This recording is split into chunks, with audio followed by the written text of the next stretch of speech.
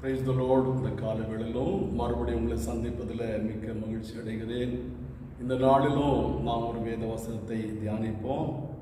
1 கொரிந்தியர் 11 அதிகாரம் 1வது வசனம். 1 கொரிந்தியர் 11:1. நான் கிறிஸ்துவை பின்பற்றுகிறது போல நீங்கள் என்னை பின்பற்றுகிறவர்களாக இருங்கள். இந்த வசனத்தில் பவுல் கொரிந்து சபையை பார்த்து சொல்கிறாரு, நான் கிறிஸ்துவை பின்பற்றுகிறது போல நீங்களும் கிறிஸ்துவை பின்பற்றுகிறவர்களாக இருங்கள். சில பெற்றோர் பிள்ளைகளுக்கு சொல்வார்கள், நீங்கள் என்ன போல இருக்கணும், நான் இயேசுவை பின்பற்றுகிறது போல நீங்களும் பின்பற்ற வேண்டும். நான் இயேசு மேல் எவ்வளோ நம்பிக்கையாக இருக்கிறேன், அதே போல நீங்களும் இயேசு மேல் நம்பிக்கையாக இருக்க வேண்டும். நான் எப்படி இயேசுவிடத்தில் சில காரியங்களை கேட்டு பெற்றுக்கொள்கிறேனோ அதே போல நீங்களும் இயேசுவிடத்தில் கேட்டு பெற்றுக்கொள்ள வேண்டும். நான் இயேசுக்கு முதலிடம் கொடுக்கிறது போல நீங்களும் இயேசுக்கு முதலிடம் கொடுக்க வேண்டும். நான் ஆலயத்துக்கு சீக்கிரமாய் போகிறது போல நீங்களும் ஆலயத்துக்கு சீக்கிரமாய் போக வேண்டும். இப்படி அநேக தங்களுடைய நற்பண்புகளை பிள்ளைகளுக்கு சொல்லி இதே போல நீங்கள் வாழ வேண்டும். மற்றவர்கள் உங்களை குற்றம் சாட்டாத அளவுக்கு, கை நீட்டு பேசாத அளவுக்கு உங்களுடைய வாழ்க்கையை நீங்கள் அமைத்துக் கொள்ள வேண்டும். உங்களுடைய வாழ்க்கை கர்த்தருடைய பார்வையில் தூய்மையானதாய் காணப்பட வேண்டும் என்று சில பெற்றோர் பிள்ளைகளுக்கு ஆலோசனை சொல்வார்கள். அதே போல பவுல் கொரிந்து சபையை பார்த்து சொல்கிறாரு, நான் கிறிஸ்துவை பின்பற்றுகிறது போல நீங்கள் என்னை பின்பற்றுங்கள். இந்த சபை மற்ற சபைகளைப் போல குறைபாடு உள்ள சபைகள் இல்லை.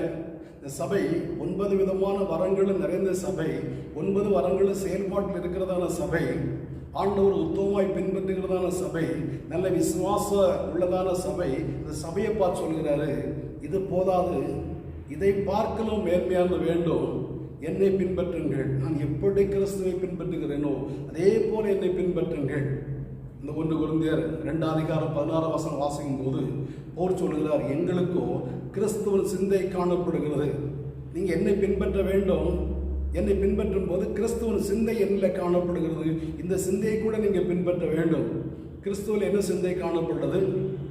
கிறிஸ்து வியாதிஸ்தரை பார்த்து மனதுருகினார், வியாதிஸ்தருக்காக பரிதபித்தார், வியாதிஸ்தரை தேடி சென்று அவளை குணமாக்கினார்.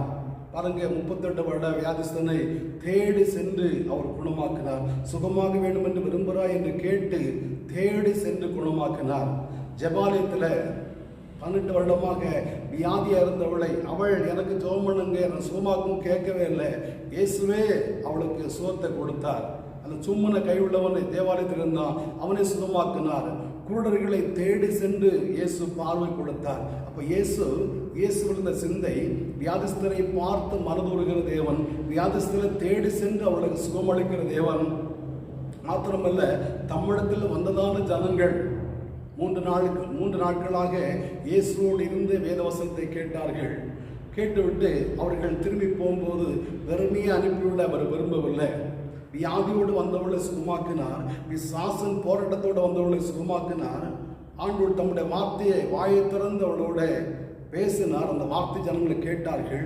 இன்னும் அவர்கள் பசியோடு போகிறதை அவர் விரும்பவே இல்லை. ஒருவேளை அவளத்தில் தாராளமாய் சாப்பாடு இருந்தபடினால அல்ல, இருந்ததே 5 வார்கோதுமை அப்பமும் 2 மீனும் தான். அதை ஆண்டவரை வானத்தை நோக்கி அண்ணார்ந்து பார்த்து அந்த அப்பத்தை ஆசிரித்து ஜனங்களை பெற்று கொடுத்து அவளை திருப்தியாக சாப்பிட வைத்து அவர் அனுப்பினார் என்று வாசிக்கிறோம். அப்போ இயேசுவில் இந்த சிந்தை வியாதிஸ்தரை பார்த்து மனதுருகிறது, தேடி சென்று குணமாக்குவது, அவளுக்கு ஆண்டோடைய அன்பை அறிவிப்பது, அவளுடைய பசியை தீர்ப்பது, அவருடைய பிசாசின் போராட்டங்களை மாற்றுவது, இந்த சிந்தை இயேசுவில் இருந்தது. அந்த சிந்தை கிறிஸ்துவின் சிந்தை எங்களிலும் இருக்கு என்று பவுல் சொல்கிறார். பவுல் பல இடங்களுக்கு சென்று ஆண்டவருடைய அன்பை அறிவித்தார். அது நிமித்தம் அவருக்கு சில அடிகள், உபத்திரவங்கள், காவல், கட்டு, பலவிதமான தீமைகள் வந்தது. ஆனாலும் அதை பொருட்படுத்தாதபடி ஆண்டவருக்காக வைராக்கியமாய் செயல்பட்டதான ஒரு தேவ மனிதனாக பவுல் காணப்பட்டார். அதனால தைரியமா சொல்கிறாரு, நான் இயேசுவை பின்பற்றுகிற போல நீங்களும் என்னை பின்பற்றுங்கள். நான் தேடி சென்று மற்றவர்கள் ஆண்டோட அன்பை அறிவிக்கிறது போல, நான் தேடி சென்று ஜனங்களை குணமாக்குறது போல நீங்களும் அந்த காரியத்தை செய்யுங்க என்று சொல்லி கொரிந்து சபைக்கு அவர் ஆலோசனை சொல்கிறார். என்னை கேட்கிற அருமையான தேவனுடைய பிள்ளைகளே, இந்த வார்த்தை கொரிந்து சபைக்கு மாத்திரம் அல்ல. இந்த பவுல் கொரிந்து சபையாரை பார்த்து மாத்திரம் நீங்கள் என்னை பின்பற்றுங்கள் சொல்லவில்லை. இந்த காலை வேளையில் இந்த வார்த்தையை கேட்கிற நம்மையும் பார்த்து சொல்கிறார். இந்த 11ஆம் அதிகாரம் 1ஆம் வசனம் வாசிக்கிற எல்லாரையும் பார்த்து அவர் சொல்கிறார், நான் கிறிஸ்துவை பின்பற்றுகிற போல. இந்த வேத வசனத்தை வாசிக்கிற தேவனுடைய பிள்ளைகளே, நீங்களும் என்னை பின்பற்றுங்கள், நீங்கள் என்னை பின்பற்றுங்கள். ரோமர் 15 அதிகாரத்தில் பவுல் சொல்வாரு, நான் ஜெபத்தில் போராடுவது போல நீங்களும் ஜெபத்தில் போராடுங்கள். நான் ஜெபத்தில் போராடுகிறேன். அவர் சொல்கிறாரு, எல்லா சபைகளை பற்றி தானே வாரம் என்னை மிகவும் வருத்துகிறது. எல்லா சபைக்காக நான் ஜெபிக்கிறேன்.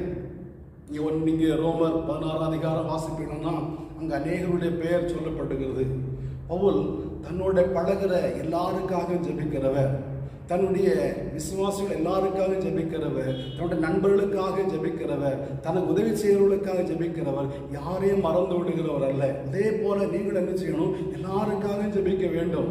உங்களுடைய நண்பர்களுக்காக ஜெபிக்க வேண்டும், உறவுகளுக்காக ஜெபிக்க வேண்டும், உங்களுடைய பழகிறவர்களுக்காக ஜெபிக்க வேண்டும், உங்களுடைய பணிபுரியவர்களுக்காக ஜெபிக்க வேண்டும், உங்களை நன்மை செய்வர்களுக்கு ஜெபிக்க வேண்டும், நீங்கள் பார்க்குற எல்லாருக்காக ஜெபிக்க வேண்டும். அவளுக்காக போராடணும், அவளுக்கு போராடி நன்மை வாங்கி கொடுக்கணும், அவளை போராடி ஜெபித்து அவள் ஆண்டவருக்குள்ள வழிநடத்த வேண்டும் என்கிறதான அந்த கருத்தை கொரிந்து சபையோடு மாத்திரமல்ல, இந்த வார்த்தையை கேட்கிற உங்களோடும் இந்த வேதத்தை வாசிக்கிற நம்மோடும் கூட அவர் சொல்கிறாரு, நான் கிறிஸ்துவை பின்பற்றுகிறது போல நீங்கள் கிறிஸ்துவை பின்பற்றுங்கள்.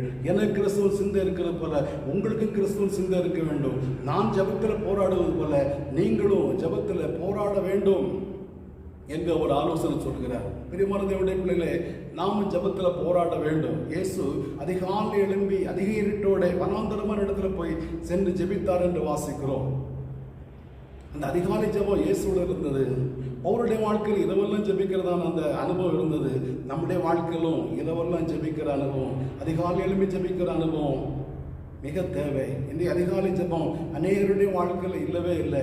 எழுப்பின உடனே மொபைல் போனை நோண்டுறாலே ஒழிய ஆண்டுடைய சமூகத்தில் அமர்ந்த ஆண்டவரே, இந்த நாள் எனக்கு நல்ல நாளாய் காணப்பட வேண்டும், இந்த நாளில் எனக்கு நன்மைகள் நடக்க வேண்டும், இந்த நாளில் தீமைகள் வரக்கூடாது. இயேசு ஜெபிக்க கற்றுக் கொடுக்கும் போது ஜெபித்து அது சொன்னதான ஒரு முக்கியமான வார்த்தை, எங்களை சோதனைக்கு உட்பிரவேசிக்க பண்ணாதபடி தீமை ரட்சித்துக் கொள்ளும். அந்த வார்த்தை நம்மளை அநேகர் ஜெபிக்காதபடினாலே ஒவ்வொரு நாளும் சில சோதனைக்குள்ள நான் அகப்பட்டு விடுகிறோம், சில சோதனைக்குள்ள நான் சிக்கி தவிக்கிறோம், இருந்து வெளியே வர முடியாம போராடி கொண்டு இருக்கிறோம். காரணம், இயேசுவின் ஜெபத்தை நம்ம ஏறெடுக்காதபடினாலே, இயேசு போல நம்ம அதிகாலை எழுப்பி ஜெபிக்காதபடினாலே சோதனைக்குள் அகப்பட்டு விடுகிறோம். இயேசு விசேஷங்களை பார்த்து சொன்னார், மாம்சம் பலகீனம் உள்ளது, ஆவிய உற்சாகம் உள்ளது, 1 மணி நேரம் ஆகிலும் ஜெபிக்க கூடாதா? அந்த அனுபவம் நம்ம அநேகருடைய வாழ்க்கையில் இல்லையே. அப்படி நம்ம ஜெபிக்காதபடினாலே அநேக பிரச்சனைகளை நான் சந்தித்து கொண்டிருக்கிறோம், அநேக பாடுகளின் வழியாக நம்ம போய் கொண்டிருக்கிறோம், அநேக தேவையில்லா பிரச்சனைகள் நம்ம ஒட்டி கொள்ளுகிறது. அதனால் அவதிப்படுகிறோம், அதில் போராடுகிறோம், வெளியே வர முடியாமல் தவிக்கிறோம்.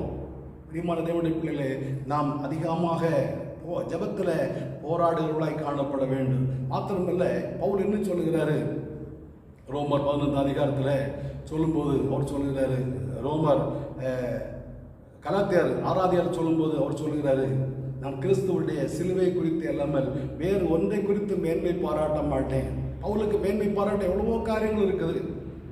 பிலிப்பியரில் நான் வாசிக்கும் போது பவுல் சொல்லுகிறாரு, நான் 8ஆம் நாள் விருத்தசேதனம் பண்ணப்பட்டவன், குற்றம் சாட்டப்படாதவன், நான் யூத குலத்தை சேர்ந்தவன், பென்னியமின் கோத்திரத்தான், நான் கமாலியல் பாதத்தருகே கற்று தேர்ந்தவன், ஆனாலும் இயேசுக்காக எல்லாவற்றையும் விட்டுவிட்டேன், இயேசுடைய கிறிஸ்துடைய சிலுவை குறித்தே மேன்மை பாராட்டுவேன். இன்றைக்கு நாம் எவைகள் எல்லாமோ குறித்து மேன்மை பாராட்டி கொண்டிருக்கிறோம். உப்புக்கு ஆகாத காரியத்தை நாம் மேன்மை பாராட்டுகிறோம். நாம் மேன்மை பாராட்ட வேண்டுமானால் கிறிஸ்துவை குறித்தே மேன்மை பாராட்ட வேண்டும். எதை மேல வாசிக்கிறோம்? மேன்மை பாராட்டுகிறவன் கர்த்தரை குறித்தே மேன்மை பாராட்ட கடவன். பவுல் சொல்கிறாரு, கிறிஸ்துவ சிலுவை குறித்தே நாம் மேன்மை பாராட்டுவேன். இன்றைக்கு நாம் எதை குறித்து மேன்மை பாராட்டி கொண்டிருக்கிறோம்? இயேசுவை பின்பற்றுகிறவர்கள், பவுலை பின்பற்றுகிறவர்கள் நாம் எதை குறித்து மேன்மை பாராட்டி கொண்டிருக்கிறோம்? ஒன்று ஆகாத காரியத்தை குறித்து மேன்மை பாராட்டி கொண்டிருக்கிறோம். நம்முடைய வசதியை குறித்து மேன்மை பாராட்டுகிறோம், படிப்பை குறித்து மேன்மை பாராட்டுகிறோம், அழகை குறித்து மேன்மை பாராட்டுகிறோம், அந்தஸ்தை குறித்து மேன்மை பாராட்டுகிறோம். யோபு சொல்கிறார், நிர்வாணியாய் தாயின் கர்ப்பத்தில் வந்து நிர்வாணியாய் விடத்துக்கு திரும்பி போவேன். சாலமன் சொல்கிறாரு, எல்லாத்தையும் சம்பாதித்தேன், எல்லாவற்றையும் விட்டுட்டு நான் போனோம். பிரயாசப்படாதவன் அதை எடுத்து அனுபவிக்க போறான். பிரியமானவர்களே, இன்றைக்கு நான் காண்கிற எல்லாமே கர்த்தர் நமக்கு கொடுத்தது. எதை குறித்து மேன்மை பாராட்டி கொண்டிருக்கிறோம்? ஆண்டவரை குறித்து மேன்மை பாராட்டாம உலகத்தில் உள்ளவர்களிலும் நாம் அன்பு கூர்ந்து அவைகளை குறித்து மேன்மை பாராட்டுவோமானா சிலுவைக்கு பகைஞர் என்று பவுல் சொல்கிறார். கிறிஸ்துவை பின்பற்றுகிற நாம் கிறிஸ்துவை குறித்தே, கிறிஸ்துவோட சிலுவை குறித்தே மேன்மை பாராட்ட வேண்டும். இப்படி அநேக காரியங்களில் பவுல் தன்னை சீசர்களுக்கு அல்லது விசுவாசிகளுக்கு தன்னை அடையாளம் காட்டுகிறார். இதே போல நீங்கள் என்னை பின்பற்றுங்கள் என்று இந்த வார்த்தையை கேட்கிற அருமையான தேவனுடைய பிள்ளைகளே, உங்கள் வாழ்க்கையில் கூட இயேசுவை பின்பற்றுகிறதான அனுபவம் மிக தேவையாய் காணப்படுகிறது. போல் சொல்கிறான், கிறிஸ்துவை பின்பற்றுகிறது போல என்னை பின்பற்றுங்கள். பரிசுத்தவான்களை பின்பற்ற வேண்டும், பரிசுத்தவான் அடிச்சூடுகளை பின்பற்ற வேண்டும், பரிசுத்தவான்கள் ஜெபிக்கிற போல ஜெபிக்க வேண்டும், பரிசுத்தவான்கள் முழங்கால் இருக்கிற போல முழங்கால் இருக்க வேண்டும், பரிசுத்தவான்கள் ஜெபத்தில் போராடுவது போல நாம் போராட வேண்டும். அவருடைய அடிச்சூடுகளை பின்பற்றி வர நாம் அழைக்கப்படுகிறோம். இந்த காலையில் இந்த வார்த்தை கேட்கிற நாம் கூட பரிசுத்தவான்களை பின்பற்றக்கூடியதான அந்த அனுபவத்தை ஆண்டவரிடத்தில் கேட்டு பெற்றுக்கொள்வோமா? நல்ல பிதாவே, நன்றியோடு துதிக்கிறோம், வாழ்த்துகிறோம். இந்த காலைகளிலும் பவுல் ஆண்டவரே கொரிந்து சபையோடு மாத்திரமல்ல எங்களோடு சொல்லுகிறார், நான் கிறிஸ்துவை பின்பற்றுகிறது போல நீங்கள் என்னை பின்பற்றுங்கள் என்று கர்த்தாவே. அவருடைய வாழ்க்கையில் கிறிஸ்துவ சிந்தை காணப்படுதப்பா. அவருடைய வாழ்க்கையில் ஜெபத்தில் போராடுகிற அனுபவம் காணப்படுது ஆண்டவரே. அவருடைய வாழ்க்கையில் கர்த்தாவே உமக்கு ஸ்தோத்திரம். சிலுவை குறித்து எல்லாமல் வேற எந்த ஒன்றை குறித்தும் மேன்மை பாராட்டதோராய் காணப்பட்டாரப்பா. எங்களை அந்த அனுபவத்தை தர வேண்டும் என்று ஜெபிக்கிறோம். தேவையில்லாத காரியங்களுக்காக நாங்கள் ஆண்டவரை போராடி கொண்டிருந்தபடி ஆண்டவரை தேவையான கர்த்தாவே அப்பா இயேசுப்பா உங்களுடைய ஆண்டவரை நற்பண்புகளை பெற்றுக்கொள்கிறவர்களாக எங்களை மாற்றணும் ஜெபிக்கிறோம். இந்த வார்த்தை கேட்டு எல்லாருடைய வாழ்க்கையில் அந்த அனுபவத்தை தந்து விடுங்க. அப்பாவுடைய கரங்கள் அர்ப்பணிக்கிறோம் இயேசுவின் பிதாவே. ஆமேன், ஆமேன். ஆண்டவருமே